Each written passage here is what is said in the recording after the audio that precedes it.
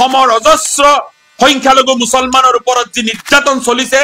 গৃহহীন কৰা হৈছে, যিসকলক পুছবেক কৰা হৈছে ভাৰতীয় হোৱা স্বত্বেও, সেইসকলৰ ন্যায় বিচাৰি উচ্চতম ন্যায়ালয়ৰ কাষ চপাৰ, ৰাষ্ট্ৰপতিৰ কাষ চপাৰ বা সদন উত্তাল কৰি তোলাৰ সৎ সাহস গৌৰৱ গগৈৰ হবনে? ৰাতিপুৱাই কংগ্ৰেছ সভাপতি গৌৰৱ গগৈৰ এটা পোষ্ট চালো, য'ত তেওঁ খুব আবেগিক হৈছে অথবা খুব কষ্ট পোৱা যেন অনুভৱ হৈছে যেতিয়া গুণগুণ চেতিয়াৰ কঠীয়াতলি উচ্ছেদ কৰা হৈছে।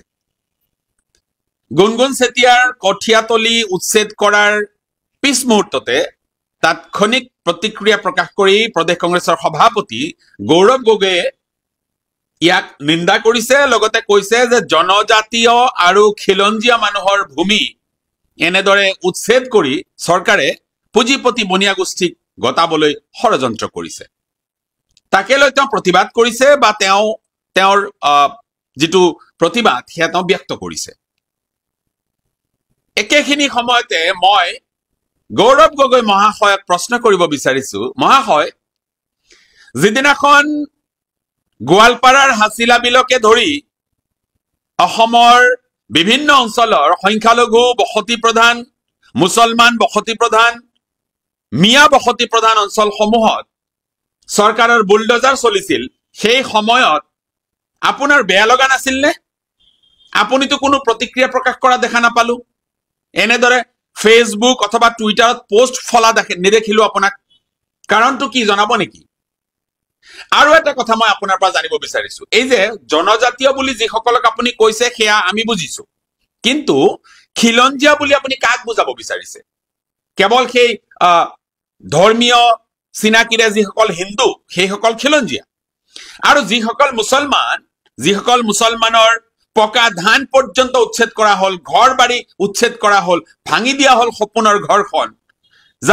যিসকলৰ ভৱিষ্যত অন্ধকাৰচ্ছন্ন কৰি পেলালে চৰকাৰে, সেইসকল খিলঞ্জীয়া নহয় নেকি? কথাবোৰ অকণমান স্পষ্ট কৰি ৰাজনীতিলৈ আহক। আপোনাৰ ৰাজনৈতিক অভিজ্ঞতা তেনেই সীমিত। কেৱল তৰুণ গগৈৰ পুত্ৰ হোৱাৰ সুবাদত আপুনি এটা সমষ্টিৰ পৰা সাংসদ হিচাপে নিৰ্বাচিত হৈ এতিয়া প্ৰদেশ কংগ্ৰেছৰ সভাপতিৰ পদ অলংকৃত কৰিছে। কোনো সাংগঠনিকভাৱে আপুনি এটা দলৰ মজিয়াত নিজৰ স্থিতি মজবুত কৰিব পৰা নাই, সেই কথা আমি জানো। এটা ৰাজকীয় ঘৰৰ বা এটা ৰাজকীয় পৰিয়ালৰ সন্তান হিচাপে আপুনি এটা প্ৰিভিলেজ পাইছে, যিটো প্ৰিভিলেজৰ সদ্ব্যৱহাৰ আপুনি কৰিব বিচাৰিছে, তাত আমাৰ ক'বলগীয়া একো নাই। কিন্তু আমি দেখি থকা কথাটো হৈছে যে যিদিনাখন গোৱালপাৰাৰ হাছিলা বিলত সংখ্যালঘু মুছলমান মানুহখিনিৰ ঘৰ দুৱাৰ, পকা ধান বুলডজাৰ চলাই ভাঙি পেলোৱা হল, উচ্ছেদ কৰা হল, মানুহখিনিক গৃহহীন কৰা হল, তিৰপালৰ তলত যিসকলৰ জীৱন নিৰ্বাহৰ বাবে যিসকলক বাধ্য কৰোৱা হল, সেই সময়ত আপোনাৰ সেই বেদনা হত যিটো হৃদয়, তাৰ বহিঃপ্ৰকাশ আপুনি কিয় নকৰিলে? এই যে কৌশল এটা অৱলম্বন কৰিছে কংগ্ৰেছ সভাপতিগৰাকীয়ে, যে সংখ্যালঘু দৰদী হৈ দেখুৱালে হয়তো সংখ্যাগুৰু হিন্দু মানুহখিনিয়ে কংগ্ৰেছ দলক প্ৰত্যাখ্যান কৰিব, যাৰ বাবে কৌশলগতভাৱে সংখ্যালঘুৰ ওপৰত যেতিয়া চৰকাৰে নিৰ্যাতন চলায় তেতিয়া কংগ্ৰেছ দল নিমাতে থাকে। আৰু আচৰিত ধৰণে ইমানখিনি অত্যাচাৰ এই চৰকাৰৰ দিনত সংখ্যালঘু মুছলমানসকলৰ সহিবলগীয়া হৈছে। শেহতীয়াকৈ উচ্ছেদৰ নামত সংখ্যালঘু মুছলমানসকলক যি বৰ্বৰ তেওঁলোকক অত্যাচাৰ কৰা হৈছে, সেই সময়ত কংগ্ৰেছ সভাপতিগৰাকীয়ে মুখেৰে টু শব্দ এটা উচ্চাৰণ নকৰিলে। গুণগুণ চেতিয়াৰ কঠীয়াতলিত চৰকাৰৰ বুলডজাৰ পৰাৰ লগে লগেই গৌৰৱ গগৈ মহাশয় সক্ৰিয় হৈ পৰিল, জাগ্ৰত হৈ পৰিল। লগে লগে আমি দেখিলো কংগ্ৰেছৰ সজাতি দল গৈ ৰাজ্যপালৰ কোঠা পালেগৈ যে তেওঁলোকে স্মাৰক পত্ৰ দিবলৈ। হাছিলা বিলৰ ঘটনা অথবা সংখ্যালঘু মুছলমানসকলক যিদিনাখন উচ্ছেদ কৰা হৈছিল, সেই দিনাখন কংগ্ৰেছ সজাতি দল টোপনিত আছিল, দুৰ্ঘোৰ টোপনিত। এতিয়া তেওঁলোক জাগ্ৰত হৈছে। এই যে দুগলাপন যেটোক কয় ডাবল ষ্টেণ্ডাৰ্ড বুলি যেটোক কয় এইটো কিন্তু আমি বুজিছো আৰু আমি ৰাইজক বুজাম 26ৰ নিৰ্বাচনৰ আগমুহূৰ্তলৈ আমাৰ এই কণ্ঠ অব্যাহত থাকিব আমি এনেদৰেই সকলো মানুহক যেটো আসল কথা কংগ্ৰেছে হওক বা বিজেপিয়ে হওক যিখিনি আসল কথা সেইখিনি জনাবলৈ প্ৰয়াস কৰিম আজি বৰ লাজ লগা ধৰণে দেখিছো যে ইমানখিনি জনাৰ পিছতো ইমানখিনি হোৱাৰ পিছতো আমাৰ এই দাঢ়িৱালা আৰু টুপিৱালা সকলে কংগ্ৰেছৰ মোহ এৰিব পৰা নাই মই এনেবোৰ কথা যেতিয়া বক্তব্য হিচাপে ৰাখো তেতিয়া দুই এজন চেলা চামুণ্ডা সদৃশ কংগ্ৰেছীয়ে মোলৈ ফোন কৰি অথবা মেছেজত মোক সোধে যে আপুনি সংখ্যালঘু সকলক এনেদৰে কিয় ইনষ্টিগেট কৰিছে কিয় উত্তেজিত কৰিছে কংগ্ৰেছৰ বিৰুদ্ধে মই কাকু কংগ্ৰেছৰ বিৰুদ্ধে উত্তেজিত কৰিব খোজা নাই মই কাকু বিজেপিৰ বিৰুদ্ধে উত্তেজিত কৰিব খোজা নাই মই কোনো দলৰ বিৰুদ্ধে কাকু উত্তেজিত কৰিব খোজা নাই মোৰ উদ্দেশ্য হৈছে যে সাম্প্ৰতিক পৰিস্থিতিৰ যেটো বাস্তৱ প্ৰতিচ্ছবি সেইটো জনসাধাৰণৰ আগত স্পষ্ট ৰূপত তুলি ধৰা কাৰণ এজন আইনৰ ছাত্ৰ হিচাপে এজন অৰ্থনীতিৰ ছাত্ৰ হিচাপে এজন সাংবাদিকতাৰ ছাত্ৰ হিচাপে এজন সমাজ সচেতক ব্যক্তি হিচাপে এয়া মোৰ দায়িত্ব আৰু কৰ্তব্য বুলি মই ভাবো আজি গৌৰৱ গগৈতো অলৰেডি সাৰেন্ডাৰ কৰিছে তেওঁতো কৈছে যে 2026ৰ নিৰ্বাচনটো তেওঁৰ বাবে ফাইনেল নহয় এতিয়া তেওঁৰ জীৱনত ফাইনেল খেল আহে নে নাই সেইটো কিন্তু অকনমান চিন্তা কৰিবলগীয়া বিষয় হৈছে এই যেটো সেমি ফাইনেল বুলি তেওঁ ভাবিছে 2026ৰ যেটো সেমি ফাইনেল হ'ব এই সেমি ফাইনেলত তেওঁ কাৰ ভোট বিচাৰি সেমি ফাইনেলখন খেলিব এই কথাটো স্পষ্ট হ'ব লাগে তেওঁৰ ডাবল ষ্টেণ্ডাৰ্ডটো আমি বুজি পাইছো তেওঁ সংখ্যালঘু মানুহখিনিক তেওঁৰ পিতৃৰ পদাঙ্ক অনুকৰণ কৰি তৰুণ গগৈ মহাশয় প্ৰয়াত তৰুণ গগৈ মহাশয়ৰ পদাঙ্ক অনুকৰণ কৰি গৌৰৱ গগৈ ডাঙৰীয়াই যেটো ৰাজনীতি কৰিব বিচাৰিছে সেই ৰাজনীতি আমি বুজিছো সংখ্যালঘু বিবেকবান মানুহখিনিয়ে বুজিছে কেৱল কিছুমান দালাল সদৃশ চেলা সদৃশ চামুণ্ডা সদৃশ স্তাৱকে এই কথাবোৰ বুজি নোপোৱাৰ বাবে সিংহৰ বাখৰ আৰু হুলস্থুল কৰি কংগ্ৰেছ জিন্দাবাদ জিন্দাবাদ কৰি আছে পিঠিৰ ছাল নোহোৱা হোৱা এই জাতিটোৱে যেতিয়া নিজৰ সেই বিবেক দংশনত নুভুগে তেতিয়া বুজি পাও যে এই জাতিটো বা এই সম্প্ৰদায়ৰ মানুহখিনিৰ উত্তৰণ কিন্তু কেতিয়াও সম্ভৱ নহয় আজি বিজেপি দলেতো প্ৰকাশ্যভাৱে সংখ্যালঘু মুছলমান সকলক বেয়া পায় তেওঁলোকে কথাবোৰ প্ৰকাশ্যভাৱে কৈও পেলায় জয়ন্ত মল্ল বৰুৱাই কৈছে মিয়া সকলক নিশেষ কৰি দিব লাগে হিমন্ত বিশ্ব শৰ্মাই কৈছে মিয়া সকলক মই বেয়াকে কওঁ আৰু কৈ থাকিম এয়া তেওঁলোকে স্পষ্টভাৱে কৈছে আপুনি নমতা বিয়ালৈ যদি যায় তাত কবলগীয়া একো নাই এই যিখন ৰাজনৈতিক যুঁজ এই যুঁজখনত বিজেপিয়ে আপোনালোকক সহযোগী হিচাপে বিচৰা নাই সংখ্যালঘু মিয়া মুছলমান সকলক বিজেপিয়ে ভোট নালাগে বুলি কয় তাৰ পিছতো দেখিছো লুংগি দাঢ়ি আৰু টুপি পৰিধান কৰা ব্যক্তিসকলে বিজেপি লিখা গেৰুৱা সেই টুপি পিন্ধি কি সুখ অনুভৱ কৰে আমি তেতিয়া দেখি হাঁহি উঠে আৰু লাজ পাওঁ এইটো এটা অন্য বিষয় কিন্তু এই যে সন্মুখৰ পৰা ভালোবাসা দেখুৱাই এই যে পিঠিত ছুৰি ভুমুৱাই দিয়া এই কংগ্ৰেছ দলটোৱে সংখ্যালঘু সকলৰ বাবে বিগত সময়ছোৱাত কি কৰিলে কি উপহাৰ দিলে এই কথা যদি মই কবলৈ যাওঁ এই কথা দলিল যদি লিপিবদ্ধ কৰিব লাগে তেন্তে হাজাৰ হাজাৰ পৃষ্ঠাৰ প্ৰয়োজন হ'ব হাজাৰ হাজাৰ পৃষ্ঠাৰ প্ৰয়োজন হ'ব কংগ্ৰেছ দলে সংখ্যালঘু সকলক নিখকতীয়া কংগ্ৰেছ দলে সংখ্যালঘু সকলক দুৰ্বল কৰি ৰাখিবৰ বাবে কি কৰিছে সেয়া যদি আমি লিখিবলৈ যাওঁ তেন্তে হাজাৰ পৃষ্ঠাৰ প্ৰয়োজন হ'ব গতিকে এই সংখ্যালঘু সম্প্ৰদায়ক প্ৰতিনিধিত্ব কৰি যিসকল দালাল সদৃশ ব্যক্তিয়ে কংগ্ৰেছ জিন্দাবাদ জিন্দাবাদ কৰে আৰু আমালৈ ফোন কৰি বা আমাক ইনবক্সত যিসকলে সোধে মই তেওঁলোকক কৈছো আপোনালোকৰ দৰে লাজ নাইকিয়া মানুহ আমি নহয় আমাৰ নিজৰ ব্যক্তিগত প্ৰমূল্যবোধটোক আমি চিনি পাওঁ প্ৰতিবাদৰ ভাষা আমি বুজি পাওঁ শিক্ষা এনেই লোৱা নাই কাৰোবাৰ পিছফালে থিয় হৈ জিন্দাবাদ জিন্দাবাদ কবলৈ মই এই ডিগ্ৰীবোৰ লোৱা নাই বা কোৱালিফিকেশনবোৰ মই লোৱা নাই গৌৰৱ গগৈতো ক'লে যে তেওঁ নতুন যেটো কমিটি কৰিব সেই কমিটিত তেওঁ এনেকুৱা এটা কমিটি কৰিব যিটো কমিটিয়ে অসমৰ ইমূৰৰ পৰা সিমূৰলৈ তালফাল লগাই কংগ্ৰেছ দলৰ নিচান উৰুৱাই একেবাৰে শেষ কৰি দিব। মই কৈছো আপোনাৰ এই কমিটিত কোন আছে কোন নাই অসমৰ ৰাইজে দেখিছে। আপোনাৰ কমিটিত এনে মানুহে স্থান পাইছে যিসকল যোৱাকালিলৈ AIUDF দলত থাকি সেই দলটোক গেলাবলৈ যত্ন কৰিছিল আৰু বদৰুদ্দিন আজমলৰ তৎপৰতাত সেই গেলাব খোজা সেইসকল নিকৃষ্ট ব্যক্তিক দলিয়াই পেলাই দিছিল। সেই দলৰ পৰা যিসকল খেদা খাই গুচি আহিছে সেইসকল আপোনাৰ দলৰ এতিয়া নেতা। আপোনাৰ দলৰ পৰা টিকেট নাপায় যিসকলে কেৱল শাসন লাগে কেৱল পাৱাৰ লাগে বুলি পেলাই যিসকলে আপোনাৰ দলৰ টিকেট নাপায় বেলেগ দলত গৈ টিকেট লৈ নিৰ্বাচনত এই আমানতৰ ধন বাজেপ্ত হোৱা ধৰণে ভোট পাইছিল সেইসকল এতিয়া আপোনাৰ দলৰ ৰাজ্যিক সমিতিৰ পদবীত আছে। আৰু সেইসকলক লৈ আপুনি ৰাজনৈতিক পথাৰত নামিছে। আপুনি ভাবিছে যে অসমৰ ৰাইজ ইমানেই বুৰ্বক যে আপোনাক একেবাৰে দেৱ শিশুৰ দৰে আদৰি ল'ব, লৈ আপোনাক অসমৰ মুখ্যমন্ত্ৰী পাতিব। সেয়া ৰাইজে বিচাৰ কৰিব।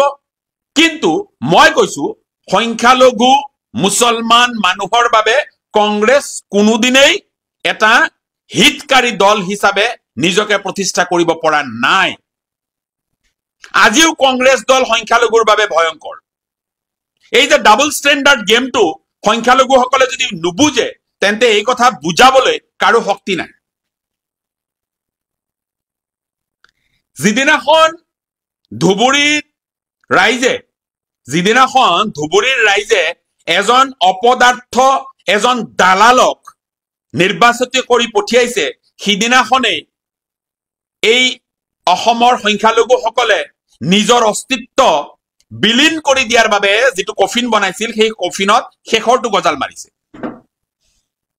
নহলে আমদানিকৃত কৰোবাৰ মানুহ এজনক নি তাত কেণ্ডিডেট হিচাপে প্ৰক্ষেপ কৰা হল আৰু ধুবুৰীৰ মানুহে বিনা দ্বিধাই একেবাৰে ৰেকৰ্ড সংখ্যক ভোটত কাৰোবাক জয়ী কৰি পঠিয়ালে। এতিয়া যেতিয়া উচ্ছেদ হৈছে, এতিয়া যেতিয়া উচ্ছেদৰ সময়ত সেইসকল দিশহাৰা মানুহে ওচৰত কাৰোবাক বিচাৰিছে, যেতিয়া ফোন কৰিছে সেইসকল ধুৰন্ধৰ প্ৰবঞ্চক আৰু ঠগ নেতাৰ এতিয়া মোবাইলৰ সুইচ অফ অথবা তেওঁলোকে ফোনটো ৰিচিভ নকৰে। এয়ে হল এওঁলোকৰ চৰিত্ৰ। আৰু এইসকল নেতাৰ যিসকল চেলা চামুণ্ডা আছে স্তাৱক আছে সেইসকলৰে কংগ্ৰেছ দলৰ নতুন কমিটি গঠন কৰা হৈছে আৰু সেইসকলে আমাক পথ দেখুৱাব, আমাক তেওঁলোকে এটা নতুন দিগন্ত উন্মোচন কৰাৰ বাবে তেওঁলোকে আমাক আগুৱাই লৈ যাব। বাহ, কংগ্ৰেছ দলৰ আদৰ্শ। কৈ আছো কথাবোৰ, কৈ থাকিম। লাজ নোহোৱা সংখ্যালঘু মুছলমান, লাজ নোহোৱা সংখ্যালঘু মিয়াই যিদিনাখনলৈ বুজি নুঠিব নিজৰ অস্তিত্বৰ কথা, নিজৰ অস্তিত্বক লৈ কিদৰে সংগ্ৰাম কৰিব লাগিব এই কথা যিদিনাখনলৈ বুজি নুঠিব সিদিনাখনলৈ আমাৰ প্ৰতিবাদী কণ্ঠ অব্যাহত থাকিব। অসমৰ ৰাজনৈতিক পৰিৱেশ পৰিস্থিতিলৈ চাই আমি এটা কথা বুজিছো যে কংগ্ৰেছ দলে এতিয়া ভাবিছে যে সংখ্যালঘুৰ ফালে যদি তেওঁলোকে থাকে তেন্তে তেওঁলোকে হিন্দু মানুহখিনিৰ ভোট হেৰুৱাব, যাৰ ভয়ত তেওঁলোকে হিন্দু মানুহখিনিৰ সমৰ্থন আদায়ৰ প্ৰচেষ্টাৰে তেওঁলোকে মুছলমানৰ ওপৰত হোৱা নিৰ্যাতন সম্পৰ্কে তেওঁলোক মনে মনে থাকে। মই এটা তথ্য দিব বিচাৰিছো। 27 ফেব্ৰুৱাৰী 2023 তাৰিখে গৌৰৱ গগৈয়ে ভাৰতবৰ্ষৰ গৃহমন্ত্ৰী অমিত শ্বাহলৈ এখন পত্ৰ প্ৰেৰণ কৰিছিল। সেই পত্ৰখনত তেওঁ অসমৰ গোৰ্খা সম্প্ৰদায়ৰ যিসকল মানুহ আছে ভাৰতীয় মানুহ সেইসকলৰ ওপৰত হোৱা নিৰ্যাতনটো বন্ধ কৰিব লাগে বা তাক লৈ আক্ষেপ কৰি তেওঁ পত্ৰ প্ৰেৰণ কৰিছিল। এতিয়া মই কৈছো গৌৰৱ গগৈ মহাশয়ৰ সৎ সাহস হবনে হাছিলা বিলৰ সেই মানুহখিনিৰ ন্যায় বিচাৰি উচ্চতম ন্যায়ালয়ৰ কাষ চপাৰ? হাছিলা বিলৰ দৰে অসমৰ অজস্ৰ সংখ্যালঘু মুছলমানৰ ওপৰত যি নিৰ্যাতন চলিছে, গৃহহীন কৰা হৈছে, যিসকলক পুছবেক কৰা হৈছে ভাৰতীয় হোৱা স্বত্তেও, সেইসকলৰ ন্যায় বিচাৰি উচ্চতম ন্যায়ালয়ৰ কাষ চপাৰ, ৰাষ্ট্ৰপতিৰ কাষ চপাৰ বা সদন উত্তাল কৰি তোলাৰ সৎ সাহস গৌৰৱ গগৈৰ হবনে? দেখুৱাওক সেই সৎ সাহস। তেতিয়া সংখ্যালঘু মুছলমানে সেলুট কৰিব আপোনালোকক ভোট দিব কিন্তু সেয়া নকৰি আপোনালোকে এই নিৰ্বাচনটোত সংখ্যালঘু বসতি প্ৰধান অঞ্চলসমূহত ভোট বিচাৰি যদি যায় অকনমান লাজ লগত লৈ যাব এইবাৰ সংখ্যালঘু বসতি প্ৰধান অঞ্চলসমূহত কংগ্ৰেছ দলৰ প্ৰাৰ্থীসকলে বিশেষকৈ যিসকল কংগ্ৰেছ দলৰ চেলা চামুণ্ডা আছে যিসকল কংগ্ৰেছ দলৰ থাকি কেৱল গোলামী আৰু ভৃত্তৰ দৰে থাকে যিসকলৰ প্ৰতিবাদী কণ্ঠ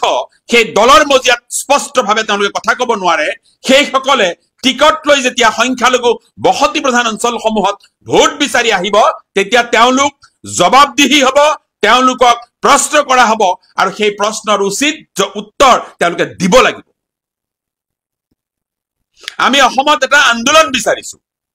সংখ্যালঘু মুছলমান সকলৰ এটা আন্দোলন বিচাৰিছো যেটো আন্দোলনে এই 2026 নিৰ্বাচনত এটা দিক নিৰ্ণায়ক নিৰ্বাচন হিচাপে সংখ্যালঘু মুছলমান সকলৰ বাবে এটা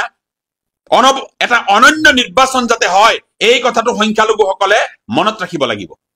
কাৰণ 2026 নিৰ্বাচনত যদি সংখ্যালঘু মুছলমান সকলে উচিত সিদ্ধান্ত ল'ব নোৱাৰে তেন্তে অহা 5 বছৰ নহয় অহা